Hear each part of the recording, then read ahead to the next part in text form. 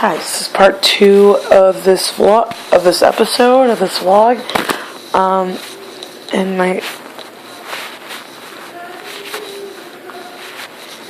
second thing was, how to handle aggressive behavior and how not to handle it. So, yeah, how not to handle aggressive behavior. The first thing you shouldn't do is, well, if you have to, you can fight back, but don't hurt them. Because that could be a liability against whoever. Because what if that person did know how to sue you? That could be a problem. And also, it would be seen as abuse, so I wouldn't recommend it. Oh man, I apologize again.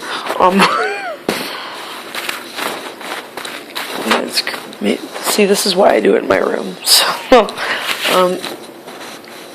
normally. Anyway, another thing you should not do, especially for those of us that, we may be able to understand, like, we may be able to have a high IQ, or we may have a high IQ, but we have a lower mentality. For those of us like that, or for those who are nonverbal, or, severely autistic or severely disabled, or,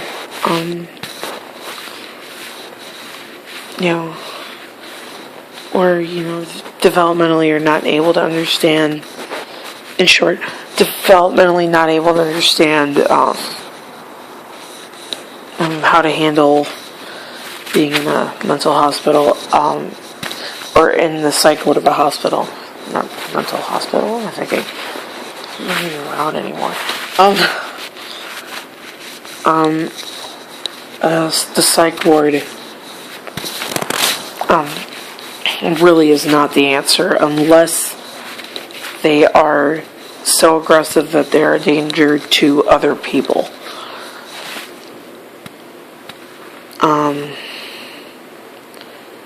Then again, well, if I was going to, here's a must if you do decide on, the emergency, if it's an emergency where your child has to go into the psych ward. Make sure that, and explain to them, hey, my child has a low mentality, but has a high IQ, as it is in my case. Or you could also explain that, holy crap, sorry, I had to help my roommate with something.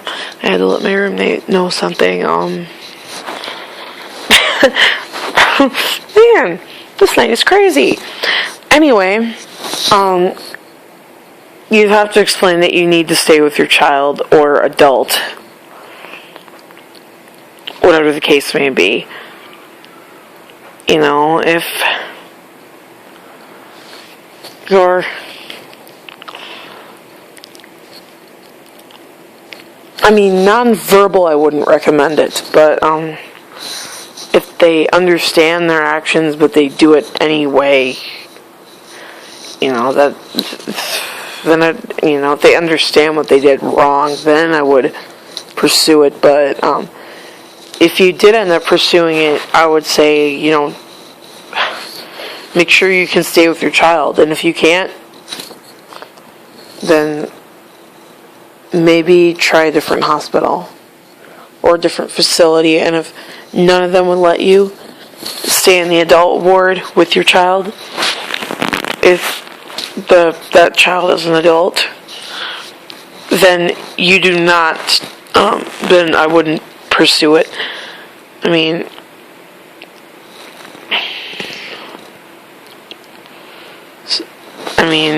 So that would not be the best way, especially if your child was nonverbal, I'd say for nonverbal, absolutely stay with your kid. If they are, like a savant, and they're able to understand right from wrong, and they're able to understand when they did wrong. I mean, it depends. It's a case-by-case thing. But other things I do recommend suggesting other things they could do, or music is a good soother. I would also recommend, because that works for me when I remember to use it, I would also recommend using a favorite toy or something to help them calm down, or emergency medication if you're one of those people that has to. If your child is one that has to use medication for behavior, emergency medication, and also my top recommendation for do's when it comes to handling behavior is find out what's causing the behavior.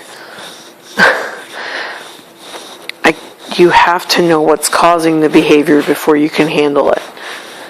If they're having a behavior because they want to be mean and nasty, for no apparent reason, then I would do something about it. But then I would handle it, with the psychiatric ward, but only if they're a danger to themselves or other people. But other than that, I would see, what's wrong, what is causing the behavior, and why they're having the behavior before you resort to anything drastic. That is what's going on today. And if you are not a subscriber and you're watching these videos, please subscribe. And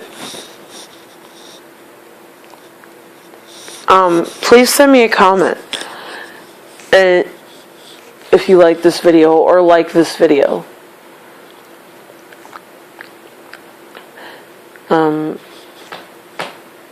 I will talk to you guys later.